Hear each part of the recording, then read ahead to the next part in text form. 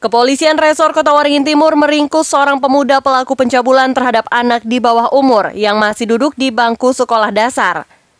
Dalam pemeriksaan yang dilakukan polisi, terungkap jika aksi pencabulan tersebut dilakukan pelaku terhadap korban yang tidak lain adalah keponakannya sendiri sebanyak 8 kali.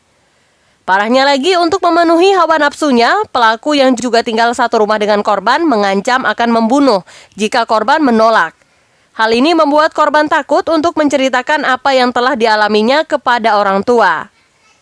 Kapolres Kota Waringin Timur, Ajun Komisaris Besar Polisi Muhammad Romel menjelaskan terungkapnya kasus tindak pidana asusila ini berawal saat korban yang sedang sekolah mengalami menstruasi dan kemudian diantar pulang oleh pihak sekolah ke rumahnya.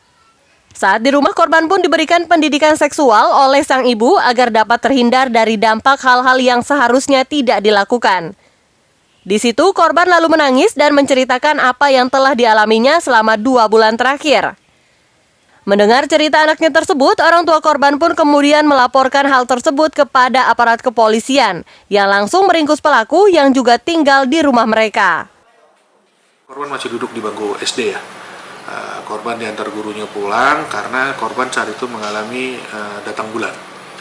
Setelah sampai di sana, ibunya menasehati korban. Ini kamu saat ini sudah dewasa, sudah ada sudah datang periode datang bulannya. Untuk itu kamu harus hati-hati karena apabila tidak hati-hati bisa menyebabkan ini. Diberikan pendidikan seksual lah kepada anaknya. Setelah diberitahukan itu, anaknya menangis dan kemudian mengadu kepada orang tuanya bahwa korban telah dicabuli sebanyak kurang lebih 8 kali oleh tersangka. Di rumah dari korban itu dengan ancaman, selalu dilakukan dengan ancaman. Yang terakhir yang dilakukan oleh tersangka itu mengancam korban untuk membunuh korban.